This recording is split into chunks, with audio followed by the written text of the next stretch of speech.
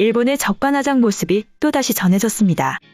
일본 최대 일간지인 요미우리 신문이 강제징용 피해자 소송 문제와 관련해 일본 측이 받아들일 수 있는 해결 방안을 제시하지 않았다면서 문재인 정부를 비판하는 기사를 보도하였죠.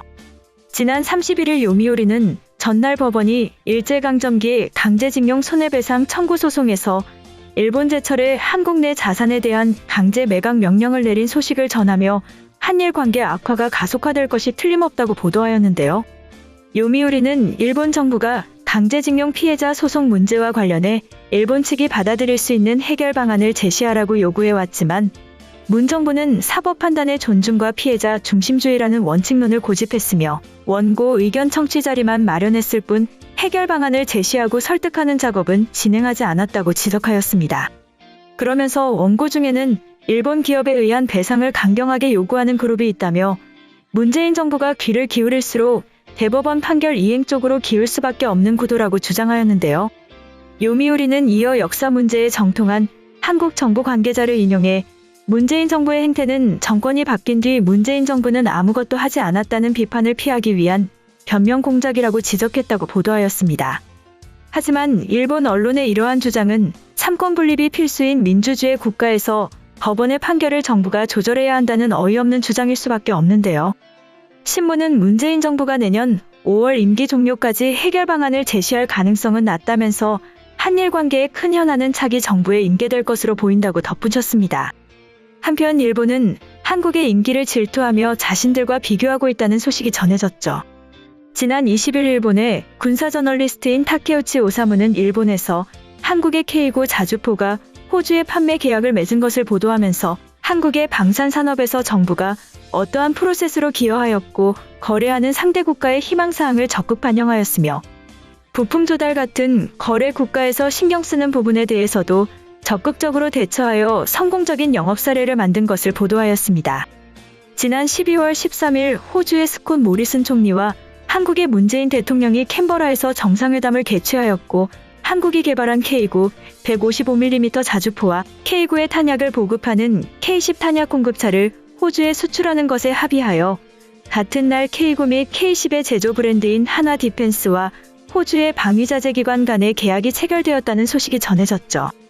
호주는 육군의 장비 근대화 계획을 진행하고 호주 정부는 2020년 9월에 하나 디펜스를 새로운 자주포 도입 계획의 우선 입찰자로서 결정한 것인데요. 이번에 체결된 계약은 K9 자주포 30문과 K10 탄약 공급차 15개를 호주에 공급하는 내용으로 수출 총액이 9천억 원에 달하는 것으로 알려졌습니다. 하나 디펜스는 2020년 10월 호주의 K9를 기반으로 한 AS9와 K10을 기반으로 한 AS10 컨셉을 발표하고 있지만 AS9와 AS10의 CG에는 차량 안에서 총을 조작 가능한 리모트 웨폰 스테이션과 방어력을 강화하는 증가장갑이 장비되어 있으며 한국 육군에서 운용되고 있는 차체보다도 사양이 높은 것으로 알려졌습니다. K9는 육상자위대가 운용하고 있는 99식 자주 155mm 유탄포와 같은 1999년에 한국 육군에 배치가 개시된 장착용 괴식 자주포인데요. K9는 2010년 11월 일어난 북한에 의한 연평도 포격 사건 때 처음으로 실전에 투입되었을 때 북한 육군에 대해 반격을 하지 못했다고 보도되었기 때문에 지금도 일본의 인터넷상에서는 K9에 대해 매우 부정적인 것으로 알려졌습니다. 하지만 진실은 전혀 달랐는데요. 사격훈련 직후에 북한의 공격이 시작되었기 때문에 한국군은 장전되었던 탄약이 없어서 초동 반격이 늦어졌지만 신속하게 K9가 반격을 가하였던 것으로 알려졌습니다.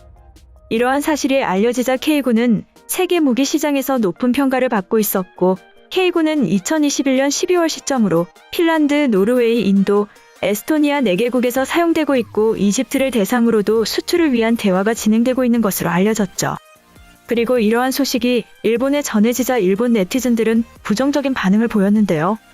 한국의 K9가 잘 팔리는 것은 싸기 때문이다. 독일의 PHG-2000을 원하겠지만 가격이 고가라서 구입하지 못하고 한국의 것을 찾고 있는 것이다. 일본은 무기를 파는 것이 금지되어 있다. 일본제 무기가 제한 없이 파는 것이 가능하다면 세계 무기 시장을 일본이 장악했을 것이다. 카탈로그에 뻥친 게 분명하다 등의 반응을 보였습니다. 하지만 일부 네티즌들은 일본의 현실을 꼬집는 비판의 목소리도 밝혔는데요.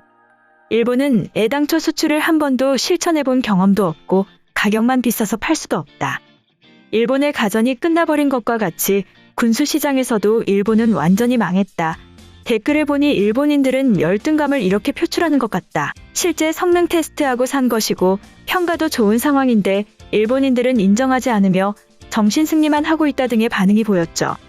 한편 최근 미국의 백종원이라고 불리는 인물이 한국을 극찬한 것으로 전해졌습니다. 글로벌 생활용품 기업 라겔락이 미국과 유럽 쿠베어 시장에서 한류를 일으키고 있습니다. 지난 30일 라겔락에 따르면 올해 수출 실적은 작년보다 약 26% 성장할 것으로 전망되고 있는데요. 올해 미국 매출은 전년 대비 45%, 유럽 매출은 24% 각각 증가할 것으로 예상되고 있습니다. 라겔락에 따르면 미국 최대 쿠베어 유통기업인 마이어, 미국과 유럽 최대 홈쇼핑 채널인 QVC 등 선진국을 중심으로 한 전략적 포트폴리오 다변화가 매출 성장에 한몫했다고 분석하였는데요. 라겔락은 2019년 미국 최대이자 세계 2위 쿠베어 유통기업 마이어와 식품보관 용기 독점 공급 계약을 체결하였습니다. 기존 홈쇼핑과 온라인 중심의 유통망에서 오프라인 채널까지 확대한 것인데요. 올해 라겔락은 사상 처음으로 미국 대형 창고형 할인 매장 코스트코에 입점하는 성과도 달성하였습니다. 지난 6월 팬트리 용량의 식품 보관용기 판매를 시작으로 내년에는 미국 전역의 코스트코 530여 매장에 입점할 계획인데요. 또 마이어의 유통망을 활용해 지난 1월에는 영국 1위 유통업체 테스코의 제품을 선보이기도 하였습니다. 마이어와 함께 에코 프로모션을 기획, 자투리 플라스틱으로 만든 에코 식품 보관용기로 환경의식이 높은 영국 소비자들에게 좋은 반응을 얻었죠. 또한 미국의 백종원으로 불리는 유명 요리 연구가 레이첼 레이와 협업, 현지 맞춤형 용기 전용 세트를 미국 대표 백화점인 메이시스에 론칭하기도 하였습니다. 유럽은 현재 라겔락 수출의 31%를 차지하며 유럽 매출의 절반 이상이 QVC에서 발생하고 있는 것으로 알려졌는데요. 이정민 라겔락 해외사업본부 전무는 라겔락은 주요 해외 시장인 중국과 베트남 외에도 올해 특히 선진국을 중심으로 채널과 제품 포트폴리오를 다변화해 수출 성장을 달성했다. 내년에도 미국 시장의 전략적 파트너인 마이어, 유럽 시장의 주력 채널인 QVC와 관계를 강화하는 등 선진국과 신시장에서 유통망 및 카테고리를 지속 확장하겠다고 말하였습니다.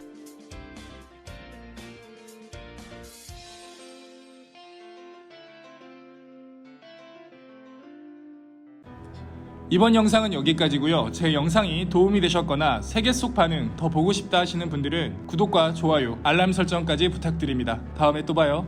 안녕.